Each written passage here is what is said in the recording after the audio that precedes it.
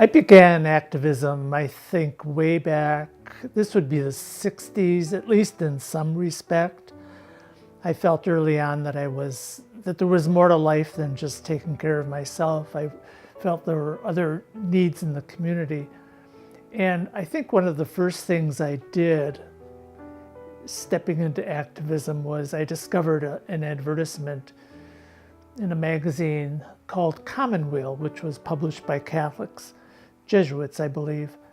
And in the ad, it announced the clergy and lay people against the Vietnam War. And I said, I want to be part of that.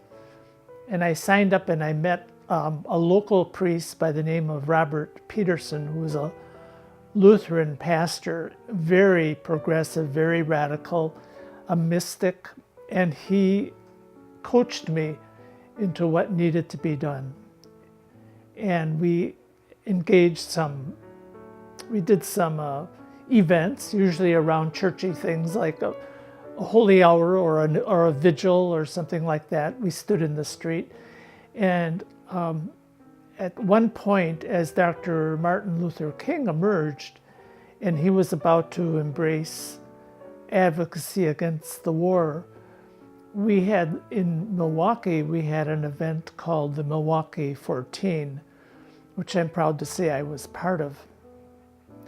And one of the things we wanted to do was we wanted to engage Father Groppi in the anti-war movement.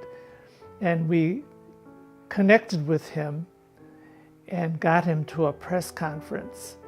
And that's really was key to knitting together the communities, the anti-war and the pro-civil rights communities into one more or less cohesive movement.